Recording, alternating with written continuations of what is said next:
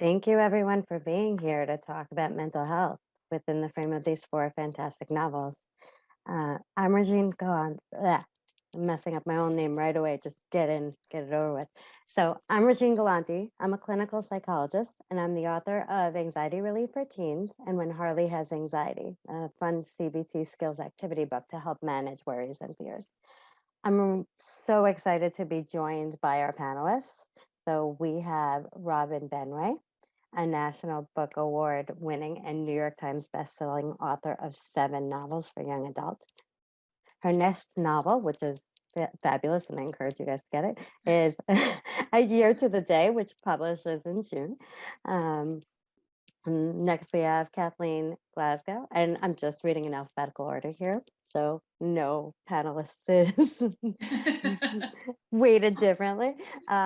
So Kathleen is a New York Times best-selling author of Girl in Pieces, How to Make Friends with the Dark, and You'd Be Home by Now.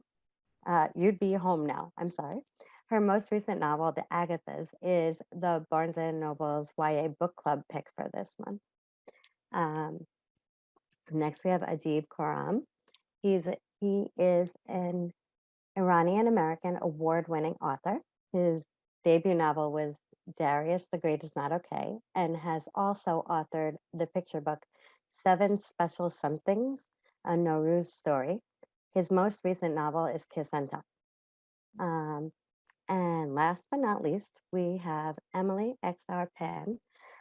She is a New York Times bestselling author of her debut novel, The Astonishing Color of After, and her second novel, An Arrow to the Moon, is an indie-bound bestseller and was released on April 12th. So let's get into this. So to give us, just to give us some context, mental health alarm bells have been sounding left and right these days. The American Academy of Pediatrics has declared that the mental health crisis for children and teens is a national emergency. And the CDC recently released data on teen mental health in COVID that indicated that 44%, which is almost 1 in 2, has experienced symptoms of depression in the past year. So from my perspective as a practicing psychologist, COVID and lockdowns brought out any pre-existing mental health concerns and then exacerbated them.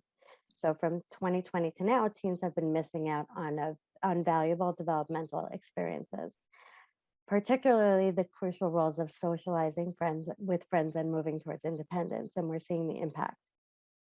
But there's reasons to stay hopeful because there are things we can do to help. So I think the title of this panel, that You're Not Alone, says it all, because you're not. So mental health struggles are common. And the more we talk about them, the more we can normalize the experiences of the people around us and help others get the help they need.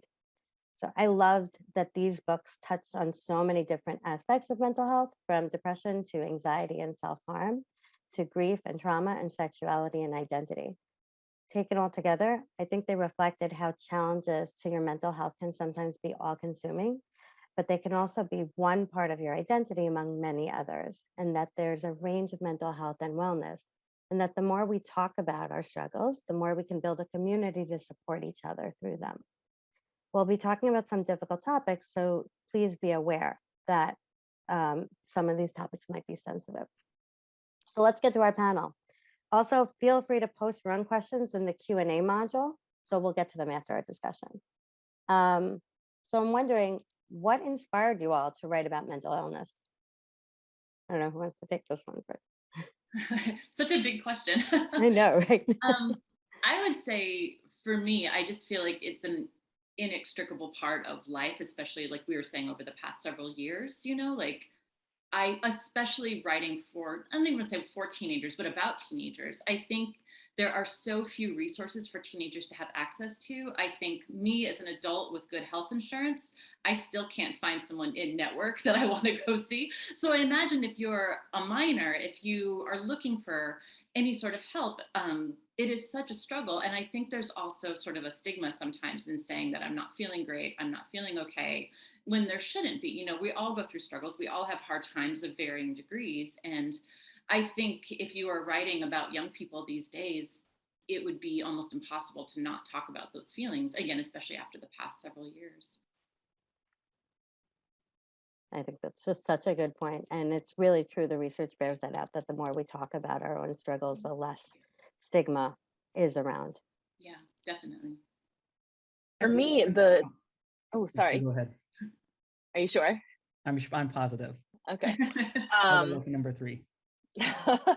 So, for me, I grew up with a lot of topics of mental health happening around me constantly in my family, but it was always with this mentality of, oh, it's a hush hush thing. We don't tell other people about it. You don't want to demonstrate this weakness. You don't want to demonstrate that there's something wrong with you, which is such a toxic thing to pass down to your children and you know, the people around you. And so it was not a subject, and I had always railed against that. I had always been really frustrated that it feels like, you know, talking about like, oh, I got the flu. Like, I don't hide from people that I got the flu. Why would I hide from people that, you know, I have depression or I have anxiety? And, you know, I think for like my parents' generation, that it's difficult in so many ways, that for my generation, it's been easier to open up those conversations. That said, I had not thought that I would intentionally set out to write about mental illness. And, you know, Astonishing came out in 2018. I had started it in 2010 as a very different book. And in 2014, I lost my aunt to suicide, and we saw it coming. So it wasn't like, you know, I think it's oftentimes problematic when the media portrays it as like came out of nowhere, nobody knew anything. It's like there are always warning signs. And to your point, if we normalize the conversation and we can make it so that people are not, you know, pointedly looking away from the warning signs, and people are willing to have these conversations and talk about it, I think that's really important. And for me, this book came out of this process of grief, where I was rewriting the book for like the umpteenth time. I'd lost track of how many different rewrites I'd done. And the book had always had, the mother had died in other ways previously, and I couldn't navigate the story. And when it became so deeply personal, all these different elements that I had been trying to write started clicking into place. And then I realized, oh, this is a topic that I cannot shy away from. Like, I have to face it head on. I'll just add that, Emily, because you bring up suicide, and I know that's a hard topic to talk about. We do know that asking someone about whether they're thinking about suicide is actually an effective intervention and doesn't increase the risk. So I'll just add that that's an important thing that I think people know, that people think, okay, there's risk, so I'm just going to hide it under the rug. But if you actually say, hey, how are you feeling? Like, are you in any danger? Are you having thoughts about suicide? That can be a really helpful step to help other people. But Adib, I know that. What inspired you to back to this? Yeah, so I mean, I kind of always knew going into my first books that I was going to write about mental health. I've lived with depression all my life. My family has a long history of intergenerational mental illness. And when I first started writing Darius around 2014, 2015, I just felt like there had been a whole bunch of books that tackled mental health in a way that I felt kind of grossly romanticized suicide in some ways. You know, there were books about like revenge suicide, or like, oh, isn't it romantic, you know, that they killed themselves at the end? And I felt it was not at all like my own experience growing up and living with it. And I really wanted to put the emphasis on living with it. And so, you know, I wrote my books about Darius, and I was like, okay, well, that's what I have to say about mental illness. And so I got to Kiss and Tell, which is not about mental illness. It's about a boy band. And like 2 weeks after I started drafting it, the pandemic hit. And so suddenly I myself was in a pretty bad depressive episode, and I was anxious in ways I hadn't been basically since I was a teenager. And so that ended up bleeding through anyway. And so in a way, I kind of accidentally wrote about it. But after getting through a really terrible first draft and talking with my editor about it, I got thinking a lot about the kind of the acute pressures that teens deal with, particularly queer teens and teens of color, disabled teens, in the way that society consumes their identities and the ways that they're sometimes forced by their peers, by social media, by their school to perform in certain ways, and the toll that that can take on you, even if you have no underlying mental health problems. And so, like in the novel, Hunter I think at a couple points has basically panic attacks, even though he has no history of them and no, anxiety disorder. But life gets to him nonetheless. And when you're young, you don't always have the tools and the context to grapple with them. And I think it's important to honor that and to show that having a good support network around you can, in fact, mitigate those problems. Not always like cure them, but definitely it helps to have people that check in, as you said, check in and be like, are you okay? Let's go to therapy. Yeah. I just found that when I was reading all your novels, I was just like reading with a highlighter of like so many of my patients experience exactly what you put on the page. And it was amazing to me to read that. Like it probably resonates so much with so many people to be able to see their experiences like right there, exactly as they are dealing with things. So I thought that all these books do such a service to being able to talk about mental health. Kathleen, what inspired you to write about mental illness? Well, I come from a poetry background, and so I always thought I would be a poet and not a novelist. And Girl in Pieces was inspired by an interaction I had with a teenager on the bus when I was in my late 20s. And she had scars on her arm, and I had scars on my arm too, but I was the adult in the situation. And I felt like after she got up and left the bus that I should have said something to her, like, it will get better. You can live with this. It's okay, something. And I didn't. And I thought about her for weeks and weeks. And really, Girl in Pieces was basically me working out a lot of things by myself in almost a 400-page letter to that girl on the bus and kids like her, or kids like I used to be. And I wrote 13 drafts of the book over 9 years because I had no idea how to be a novelist or what you were supposed to do or why would anyone want to publish something like this. And in retrospect, that was actually a really peaceful time for me because I was able to write all of that book and rewrite it without a filter. And I was determined to be honest about what it was like to live with self-harm and what your thought processes can be. And I'm very clear about the character in the book, Charlie. Charlie's story isn't my story. She's a fictional character that I dreamed up, but I gave her my thoughts and feelings about self-harm and depression and abandonment. But her story belongs to her and to whoever reads the book. So I didn't set out to write about mental illness by itself so much as I set out to write about what these particular things feel like. And I didn't want to name a lot of things or diagnose in the book at first when I got into later drafts and when I did sell it and was working with my editor, because I wanted the readers just to be able to identify with Charlie first and foremost and not be able to say, well, that's something that a doctor said I had, but I don't think that I have.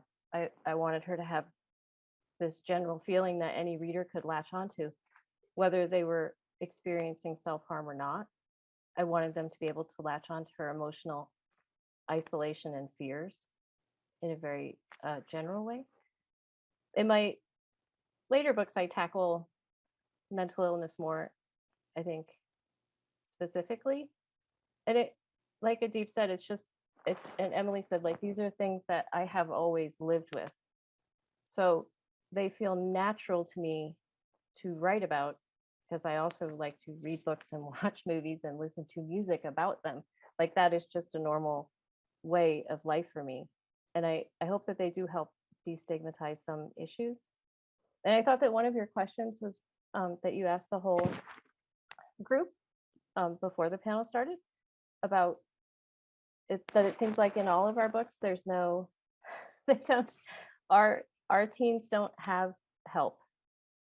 they don't have any resources. And I think that for me, that was a deliberate choice, that Charlie would be on her own on the street and not have access to physical care or mental health care, because we really do a poor job in this country of taking care of our people, especially those with less money. And it is really hard to get mental health help these days, especially for teens. Like that's a problem.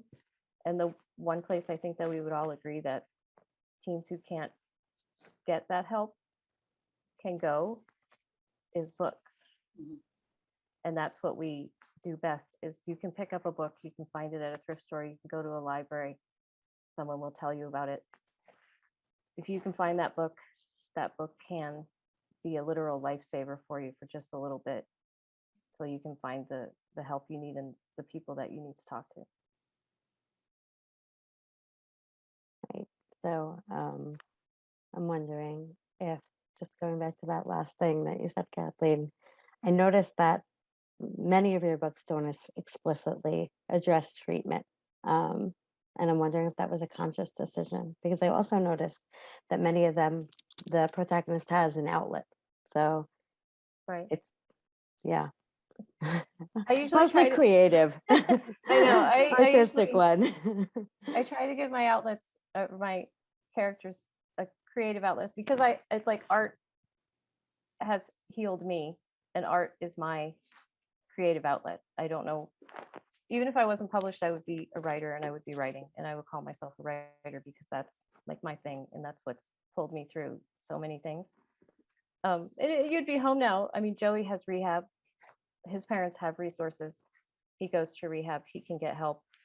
He has other issues, but you know, we don't take care of people. I think everyone here agrees with that. We don't take care of children, and they're our most vulnerable members of the population, and we don't make sure that they get the care that they need. We make it hard. We make it hard to get better in this society. For me, for A Year to the Day, it's about two sisters, one of whom is killed in a car accident, and it explores that first year of grief. And it's very much based on my own experiences with grief, and that first year of just holidays and birthdays and Father's Day, all of that is just, everything feels like you're being sucker punched every single time. But I kind of base Leo, who is the surviving sister after this car accident, I based her story off a lot of girls, especially that I met after the publication of my last book, Far from the Tree. I was doing a lot of school visits and high school visits, and so many kids would come up to me and just tell me these extremely personal stories about their parents or their past or what was going on with them. And I noticed so many girls would be, crying, just, crying. And I would, express my sympathy, or I would talk with them, and they would just be like, no, I'm fine. But they'd be crying. And so I think there is a real disconnect, especially with young people, to be able to say, I'm not fine. Like, I am really struggling with this. I think we expect kids to soldier on. I think we also, as a society, romanticize the teenage years and childhood, especially, when the truth is that nobody makes it to 18 without experiencing some form of extreme loss or heartbreak or depression or, a very traumatic event. And so a lot of what Leo goes through in A Year to the Day is just trying to survive. She's just trying to make it through the experience. And I think also to seek help requires an incredible amount of energy and strength. And when you're in that place of darkness or anxiety or grief, it's hard to do. And it's really hard to reach out to your parents too. I think a lot of people don't want to burden their parents as well, which is not the case at all. But I think for a lot of young people, they worry about worrying their parents or upsetting them, or maybe not getting the kind of help that they need. So a lot of A Year to the Day came from that. There's this struggle of, how do you even get up from this grief in order to seek help if you're not sure even how to go on to the next day? I think too, adults, your natural instinct is, gosh, I hope my own kids don't have to go through what I went through. And then when you see it happening, you feel like a failure. And then they don't want to tell you because they feel like they failed you, because they're not this perfect, happy child that you had hoped that they would be. And so you really have to look at your children as they are right in front of you and accept them and help that child. You can't, your kids they're their own people. They're not, you have to realize they're not you. And their experiences in the world can be vastly different from the ones that you had at the same age. And I think it's important for adults not to forget what it was like to be a teenager. I mean, not everybody's adolescence is devastating and traumatic, but there were heartbreaks and pains, and it's important to remember that. Like, don't forget that. It's because it's a wild time. It's a very wild time. Right. And we bring all our kind of stuff that we grew up with to our parenting. So there's also that piece. Yeah. I think for, you speaking about parenting, I do not have any children, but as I was writing, I had this really terrible moment when I realized, like, I was doing math and realized I was like closer to parenting age than I was to teenager age, and I had to like lay on the ground for a while and ponder my mortality. But that did really influence actually the way that I incorporated treatment and just sort of intergenerational mental health into my book, because I was thinking about, especially for diaspora communities and immigrant communities, there can be, the stigma around mental health is often magnified. And it felt really important to me to, in a way, model what young people should expect. Even if they don't get it, they should have every right to expect that the adults in their life will get them the care that they need. And also I hope that, like, any parent that does happen to pick up my book will look at it and say, oh, I should pay attention and I should support my child's mental health, even if my community is going to throw up a stink about it. Right. I think that's such an important point. And yeah, like one of my questions really was about the cultural factors impacting mental health, but the ones impacting treatment, I think, are huge. So, Emily. Yeah, in the Astonishing Color of After, I touch on some forms of treatment. It doesn't take center stage, since much of it is the main character sort of figuring out what she even thinks, how she even feels through this process of grieving. But I wanted to be sure to show that if some forms of treatment don't work, there are other forms of treatment. There are many different types of medicine for depression. There are many different types of therapy available to people. And so I wanted to, I ended the book with Lee and the main character and her dad agreeing that they're both going to try therapy again, when Lee had not connected with her therapist before, that she had, first gone to when she was deep in the grieving process. And I think that's really important, because I see, even like in my own communities now, so many people who they'll finally, take the step to try a therapist, and they don't click with the therapist, and then they just give up. They don't try to find another one. And it's hard work to find a therapist. It is exhausting.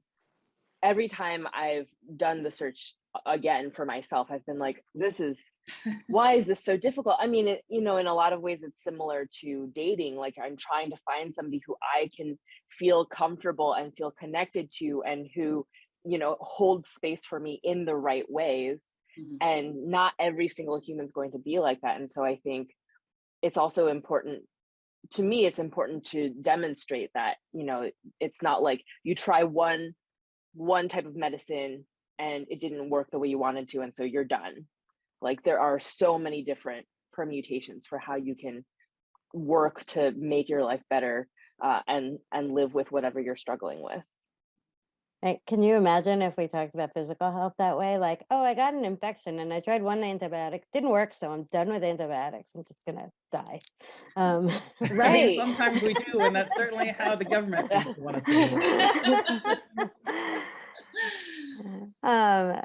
But it's such a good point. Like, therapy has to be a fit. I tell my patients all the time, they show up and I'm like, yeah, I have a really good reputation for this, but if you don't like me, it doesn't matter. Like, I am not the right therapist for you if we don't click. And I'll help you find the next one, because I know the process is hard. But the process is hard. So, and especially for teens to do it themselves. And sometimes when their parents don't agree, it becomes even harder. Yeah. So it is a tricky situation, but back to, like, there are more freely available resources, and we're going to put them in the chat at the end. But I will also mention there are books, like not the fun ones like you guys write, more like the self-help ones that I do. Way less exciting to read. I'm sorry. There's only so much excitement you can put into like a skills-based book. But as I say that, I just think about the scene from Robin's books where like people are just throwing self-help books at this grieving kid. I was so worried. I knew you were going to read that scene, and I thought, oh, Regine's going to think I don't appreciate the work that she does at all. I don't feel that way. I am not my characters. I loved it because it's true. We try to fix other people's problems in these like Band-Aid kind of way instead of helping them sit with their experience. All your books do this so beautifully of like helping, like modeling your protagonist just sitting with difficult experiences no matter what. Like you have no choice. I think it's a very American thing where I must fix this pain in 4 to 6 weeks, and I'm going to listen to the podcast and read the self-help book and get through this, and everyone needs me to be better a week after the funeral, you know? And I think grief, as we all know, is not linear. It does not work that way. You experience so many stages at all these different points. So there's a scene in A Year to the Day where several very well-meaning people have sent the mom and the daughter these grieving books, like making lemonade and, you know, all these different kinds of things. And the mom finally loses it and throws them all into the fireplace and forgets to open the flue, and the fire department has to come out.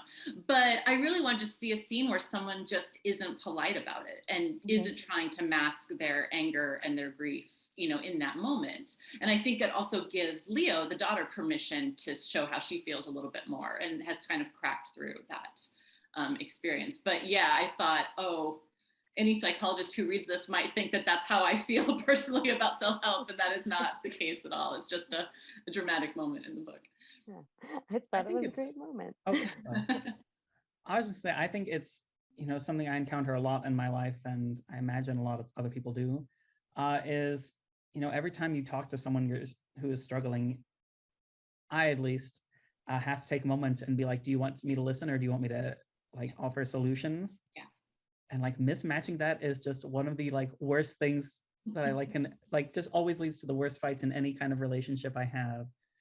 So I was like, I didn't want you to fix it. I wanted you to listen. And like, sometimes you just have to like ask that question ahead of time. Yeah. Cause yeah, otherwise you're like, I'm still processing. I'm not ready for any self-help. Yeah. Yeah. Right. Or just start with validating, because it never hurts. Because if they want problem solving, they'll say, yeah, okay, now what? Like, help me. But if you start with problem solving, it's very hard to back yourself back into validating. Like they're already annoyed at you. I'm wondering if you all think that these issues have surfaced in a new way in the past few years. Like, why do you think there's so much talk about teens struggling with mental health lately? Sorry, I wasn't sure if I was about to interrupt somebody. I heard an intake of air. Do you want to go ahead, Kathleen? I don't want to laugh about it. Well, it's one of the leading causes of death for teenagers. I think people are talking about it. I think teens would like people to talk about it. I think they want to read about it in books, and they want to see it in movies, and they want to experience it and learn a language to say how they feel if they don't have the words. And our books can help them, because they can have a reference point like this is how I feel. What is this person experiencing, therapist? Because that's me, right? And so I think that's really important, because so many of them are not doing well and they're struggling. When I was doing events back in 2018, when I was visiting schools to talk to young people, I heard from so many teachers that, you know, their students were really struggling, that depression and anxiety were really intense things that their students were experiencing in like mass numbers that they attributed to social media. And, you know, things like who's cool on Instagram, who's getting what kind of interaction, who's following who. And I just think back to when I was coming of age, like if I had, I came of age kind of with the internet. And if I had Instagram as like a 14-year-old, I would have lost my mind. Like I would have not been able to cope with, Instagram's unhealthy enough for me as an adult. I know I can't even cope with it as an adult or any social media. I can't imagine being like 14 or 15. Right. Like I open Twitter and like my heart rate immediately spikes and I start spiraling and I'm like, oh my gosh, this is like, turn it off, leave the cesspool, and I can't imagine. And so I think there's that component to it, the selfie culture. It's hard enough to be a teen and feel like you need to look a certain way, dress a certain way in order to fit in. Do you know how to do your makeup correctly? Are you, interesting enough? Do you seem cool enough, popular enough? That's hard enough without all the social media stuff and without selfies and the constant taking pictures of yourself and sharing them. And I think that it makes perfect sense that as the digital age has happened the way that it has, that of course everyone's mental health would be deteriorating, and of course it would impact young people in this really devastating way that seems like it's worse than ever before, because we are in this situation of our attention spans have never been so short ever in the history of time, and we have never had so much overstimuli the way that everybody does now. So there's that struggle, and then slap a pandemic on top of that where people can't really see their friends, and young people these days, they don't pick up the telephone and call each other. That's like a foreign concept to them. So their entire point of connection is through these social media platforms that were toxic to begin with. I think it's no surprise at all that it's gotten a lot worse in the last few years. I think that's really true too, but that's also social media and those platforms, as toxic as they can be for teens. It's also a space too where they can find their own people to talk to. Like when parents are like, oh, I'm taking away your phone, because you did this. It's like, well, now you're taking away their outlet for actually talking to somebody, because are you going to sit down and not judge them as they tell you what's going on? Like you need that outlet to be able to talk and just vent and say what you want, even though like the overarching principle is sometimes not the healthiest. But I think that like some of the nicest and most engaging content I've seen on TikTok is teens who are talking about this stuff and making videos and saying how they feel. Whereas before, like when I was a teenager, you just pushed all that down into the deep, deep recesses of your body and you didn't speak about it, anything that you felt that was painful. And I love that they're making videos from what they call grippy sock hospital, when they go to psych treatment and they have to wear the grippy socks, and they call it grippy sock hospital, and they're not ashamed. And other teens are responding to them like, you can do this. This is great. Like not toxic things, but really finding a community online too, I think is really important for them on the whole. It's because I'm seeing a comment from someone who said that they had MySpace at 14, and it wasn't so much that the MySpace affected their personal life, it was that the personal life and what was happening at school followed me home through MySpace. So I don't want to come down at all. I think social media for teens. that's such an important point, and the research bears that out, that like it's more, think about how it makes you feel. If you're a person who feels alone and doesn't have that connection in real life and has it through social media, then it's fantastic. And if you're a person who is constantly scrolling Instagram and like just feels terrible about yourself because when you turn off, then it's not good for you at all. And it's how do you set that limit? Right. It's like teaching boundaries, I think. Because I know that none of us really particularly like having to go on Instagram and do videos or do TikTok and things like that, because we're all like, oh, we just want to sit at this desk and write and then have the book magically delivered to you. But now we have to figure out how to brand ourselves too. And that is also, that could be a real mental strain for us as well. It feels, I'm not a parent, so I'm going to say this with that warning, but I do feel like this is the Wild West in terms of where teenagers are, that technology has moved them so far beyond where the previous generation was, that I do feel like parents, I don't know that they can entirely keep up the way that they need to. And I say that with zero blame or guilt. I don't know that I could keep up, but sometimes I'll hear a parent or somebody say, well, just close your phone, just close the app. And they don't understand how completely enmeshed, kids' lives are. And they're not going to untangle anytime soon. This is where we are. And so I really feel like kids are in some ways like navigating this by themselves because their parents who are, Adib, I feel your pain, like teenagers are now parented by people my age. And I wouldn't, I would try to be as understanding as possible, but I don't know that I would know how to help them because I had dial-up internet when I was 18 and that was like a huge thing. And it was so beyond what they have now and what they are expected to navigate. And I think, they are struggling in a way that is completely unique to any other generation, for the past 100 years. Yeah, I'm a parent. I have a 13-year-old and a 9-year-old. I'm like, I have no idea what's going on. They're like, I still have a rotary phone that I like to play with. And I do my best and just say, if it's not feeling good, let's turn it off or do something else. But it's way beyond anything that we ever could have thought was possible. And you have to somehow roll with it. Because if you were 13 or 14 right now, you would be glued to your phone too. I'm glued to my phone and I'm 44. Like I'm on it all the time. I was gonna say, do you have to be 13 or 14 to be glued to your phone? Because I think it's a third arm. It's literally right here, like just in case.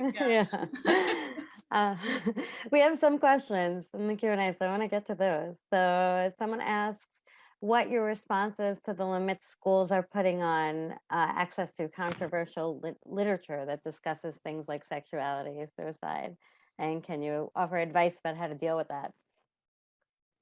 I have several pieces of advice. The first one I always give is go to your local school board meetings, pay attention to your school board elections, show up and be involved in that way, because all the angry bigots are making their voices really loud right now. Right.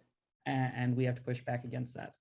I think more broadly, if you're a librarian or a teacher, certainly your district hopefully has policies in place on how to deal with challenges. Hopefully you have armed yourself with knowledge of what's in those books to then stand up to those challenges. And I think teaching is a really hard job. Being a school librarian is a really hard job. But now is a time that requires courage. And that means courage to not self-censor yourself, courage to place the needs of your most vulnerable students over the comfort of the, cisgender, heterosexual, white kids. Yes. And in some ways, it's really, this country is really terrible sometimes. And we have just decided that it's okay to put teachers literally in harm's way, put students in literally in harm's way. And yet now is a time that requires us as adults to put ourselves in hopefully a little less harm's way, but still do some emotional, be willing to take on a little bit of emotional risk to stand up for young people who, despite their best efforts to make their voices heard, are being ignored by a very loud, angry, old white majority. Absolutely. I would also say to young people who might be watching, a lot of school boards, you only have to be 18 to run. You can make your voice heard now. You don't have to wait till you're older. You can start now. You can protest, you can walk out, you can write letters, you can activate as a group. Like we've been saying for the whole panel, we're putting children in peril and using them as pawns, and they're our most vulnerable population, whatever their backgrounds might be, and we're not protecting them. And the people who do protect them, librarians and teachers, are under fire. And I think it's really, on a personal level, I think it's despicable because a library is for everyone, a book is for everyone. You don't want to read it, you don't have to read it, but you can't tell someone else or their child what to read or not, and you can't inflict your values on someone else in that sort of environment, which is the library. I would say too, I know for me, I'm dealing with this in a couple different places, and to watch my book be weaponized against kids who do need it is incredibly frustrating. I'm okay. What I would say to kids who do identify with characters or storylines in these books that are being protested and banned, that there is absolutely nothing wrong with you. The problem is with the people that are trying to keep these books out of the system. I would say that you are perfect as you are. Whatever you're feeling is completely fine. And just because someone is trying to tell you that these characters in these books are wrong doesn't mean that you are wrong. Doesn't mean that the books are wrong. And I think it's sometimes the community can be so small and yet so suffocating. And I really hope that kids know that there are people in their community, outside of their community, who love and support them, you know, even if we don't know them. And I think that's a really important thing. I think sometimes the news of the hate can be overwhelming to a kid. And I really hope that they know that there are not only writers, but people in the community who do love and support them however they are. That's really good advice. Someone else asks, they describe themselves, they say they're a writer too, and they find certain scenes that they write trigger and put them in a dark place. And they found that going on a run or a long walk helps them recenter. So do you all experience this as well? And what do you do to recenter after you write? I'm a walker too. Like I will clock 5 to 10 miles a day if I'm really stuck on something. So that's my method. That's how I reset. And I get stuck a lot in my books, a lot. So there's a lot of walking going on. I eat a lot of chocolate and take a lot of showers. I know that some writers, when they're on deadline, they're like, oh, everyone can tell I'm on deadline because I haven't showered in a week. And I do not understand that, because I need every shower possible for all the epiphanies. And that's my way of getting unblocked or getting through writing something really difficult. I think for me, one is I'm pretty deliberate about what I engage with based on how my mental health is doing. You know, as I mentioned earlier, I literally tried to not write about mental health because it was a pandemic and mine was terrible. But I think one of the things I'm constantly conscious of as a writer is trying to put up walls between me and the character I'm writing. Because I think, you know, as a writer, we need to be honest, but for me, I also have to separate myself from the character. And you know, I always say I'm not trying to be autobiographical. And so finding ways of making the character different from myself gives me kind of a buffer between whatever the character is going through and myself. Even if I'm literally writing about something I myself went through, having it happen to someone else, someone that I've deliberately crafted to be different from me, really helps me with that. Right. And as a therapist, I can't say that my writing, I have the same experience with my writing, but I have the same experience with people, talking to people all day long about heavy subjects. So setting boundaries with myself makes me better at my job, that I am allowed to be present with people who need it and spend the time, and then take a breath and figure out a way to do something else and kind of mindfully put my attention where I needed to go for my own mental health, because I would be a terrible therapist if I brought all that home. I would just burn out and then not be a therapist anymore. So I would imagine that writing these things works the same way, that you can drown in it if you're not careful. Especially during a pandemic. Yeah. Especially during a pandemic. Yeah. Oh my gosh, speaking of which, Animal Crossing, any sort of like chill video game also is a really great way for me when I'm feeling like I'm getting kind of dark. It's like, go and watch little cartoon animals yell at each other because they fell into a little pit that I may or may not have dug with my own shovel. I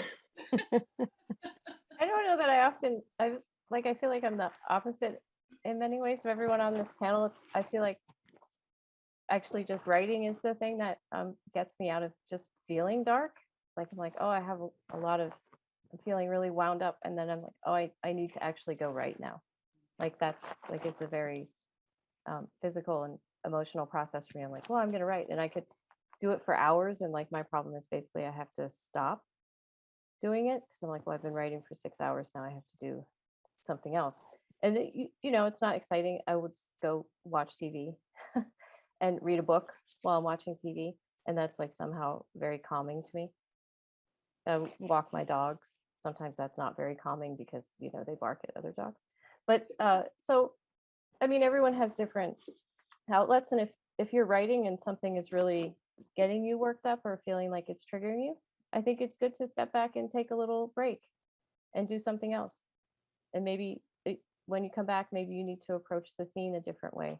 Maybe that sense of anxiety was like really like a little warning, like maybe the scene doesn't need to be written exactly this way, if even you needed to take a break from it. I think it's a really interesting writerly question to ponder, is like, when do you say, I need to step away from this, and why? Why?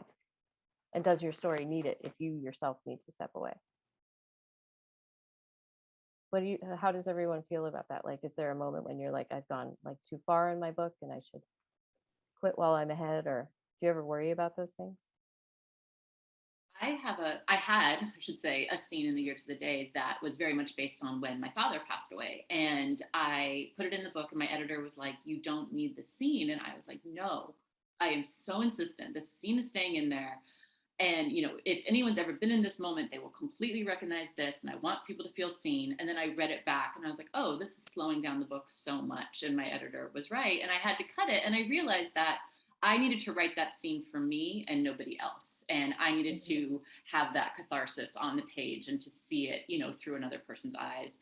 And I cut it, and it's not in the book anymore, but I don't feel like I lost it. But I think sometimes you are writing for yourself in a way, or you're experiencing a catharsis through your characters, but it's not always the right thing. Like you were saying, for the book itself, maybe if it's not sitting well, you have to pull back. And that just takes practice and time to learn how to do that, I think. Yeah. I also think, Kathleen, you make a good point at the beginning that you're saying, like, I feel differently from everyone on that panel. Self-care is not something that needs to be universal. Just because it works for everybody else doesn't mean it's going to work for you. And that's okay. Yeah, you'll figure out your way. Whatever works for you, you'll figure it out. Yeah. Other people in the Q&A were asking about resources. I know we have some resources that we're going to drop in the chat for people who are looking for more information. Someone asked about resources if you can't afford therapy. My recommendation then is always to find a university. If you're in a city, finding university outpatient clinics are typical training sites. So typically they're very low fee, and that provides accessible therapy. If you're lucky enough to live near one, because of telehealth, there are options that are available. People who are seeing patients through sliding scale or at training clinics. So I would tell you, just be willing to do the legwork, because there is legwork, and if you're looking for someone, it probably means that you need help, and then it's hard to do the legwork. But if there are people in your corner that you trust, enlisting them to help you also. To say, I need to call, I need to find out who's taking patients now, because all therapists are overwhelmed and full also. So ask people for help, even in the process of finding help. So, wow, I think that this hour flew by for me. I just would like to say, well, first, thank you for everybody for joining us. And I want to remind everyone that all of the wonderful panelists' books, Year to the Day, Girl in Pieces, and the Agatha's Kiss and Tell, The Astonishing Color of After, and An Arrow to the Moon, and Anxiety Relief for Teens, as well as When Harley Has Anxiety, are available on barnesandnobles.com and at your local Barnes and Noble store. And that just remember, if you've not gotten nothing else from this panel, know that you're truly not alone. And I think that's the message that we all want you to know coming out of this. Thank you so much, Regine. This has been Thank you, amazing. Regine. Thank you for wrangling us. Everybody. Yeah, thank you. It was so nice. Thanks it was everyone so for nice to tuning meet in. Everyone. Yes, thank you. It was good to meet everyone too, and to talk to other writers and get such great questions from the people tuning in. Yeah, this was Yeah, excellent. Absolutely. Thank you all. Thank you. Regine.